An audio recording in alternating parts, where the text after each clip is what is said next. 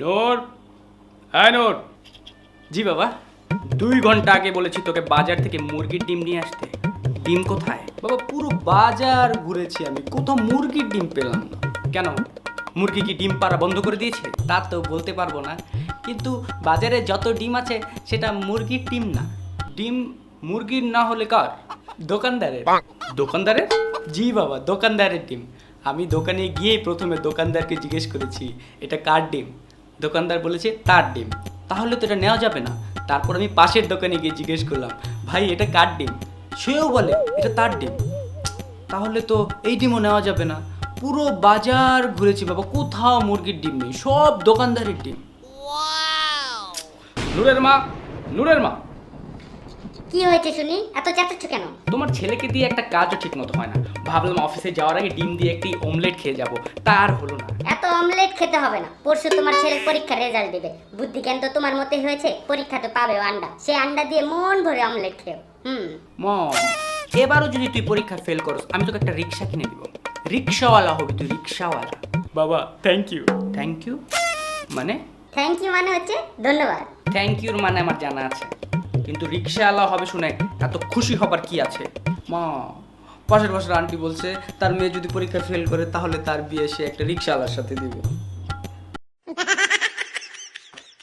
পাশ করলে মিষ্টির থালা, ফেল করলে রিক্সাওয়ালা? এ তো অবিচার, অন্যায়। বন্ধু কখন এলে দেখলামই না। এই মাত্র। আঙ্কেল একদম রাফির মতো, যখন তখন আসে আর যায়, আসে আর যায়। রাফি আবার কে, নূরের বন্ধু নাকি? না না আঙ্কেল, রাফি আমাদের এলাকার পাগলা কুকুর। যখন মন চায় ঘরে ঢুকে যায় আবার বেরিয়ে যায়, ঢুকে যায় আবার বেরিয়ে যায়। আমি রাফির মতো? আজকালকার কুকুর। তুই বল কি চলছে আজকাল? আর বলিস না, ডিভোর্স হয়ে গেছে। কি বলছিস, কিভাবে? সেদিনই তো বিয়ে হলো। কিভাবে হয়েছে তা তো বলতে পারবো না, কিন্তু হয়ে গেছে। তো কবে হলো? আজ সকালে ঘুম থেকে উঠে এই খবরই শুনি। নিশ্চয়ই কোনো কারণ আছে, না হলে কি কেউ ডিভোর্স নেয় নাকি? লোকের মুখে শুনেছি একই দোকানের বিরিয়ানি নাকি প্রতিদিন ভালো লাগে না। সেও কিন্তু কথা ঠিক। এক দোকানের বিরিয়ানি কি প্রতিদিন ভালো লাগে? তো তার জন্য ডিভোর্স দিতে হবে কেন? বিরিয়ানি অন্য দোকান থেকে এনে খেলেই তো হতো। হ্যাঁ, সবই কপাল। তো এখন তোর মেয়ে কেমন আছে? আমার মেয়ে তো ভালো, একদম সুখে আছে, ফার্স্ট ক্লাস। এত কিছু হয়ে গেল, তোর মেয়ের ডিভোর্সও হয়ে গেল, তারপরও ভালো, ফার্স্ট ক্লাস। আমার মেয়ের ডিভোর্স হয়েছে তোকে কে বলেছে? তুই তো মাত্র বললি আজকে সকালে ডিভোর্স হয়ে গেছে। আরে আমার মেয়ের নয়, তাহসান আর মিথিলার ডিভোর্স হয়ে গেছে। হ্যাঁ। তাহসান আর মিথিলাকে? তাছাড়া তাদের ডিভোর্স হয়ে গেছে, এই খবর তুই আমাকে দিচ্ছিস কেন? না না, তুই জানতে চাইলি না আজকাল কি চলছে? আজকাল চারিদিকে তাহসান আর মিথিলার ডিভোর্সের কথাই চলছে।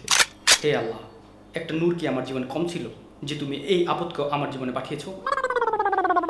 তুই কি মনে করে এলি এখন তাই বল। আমি পার্টি অফিসে যাচ্ছিলাম, ভাবলাম যাওয়ার আগে তোর সাথে একটু পরামর্শ করে যাই। কি নিয়ে? আমি ভাবছিলাম রাজনীতি করব। তো বল তো কি দিয়ে শুরু করলে ভালো হয়? রাজনীতি করবি তুই?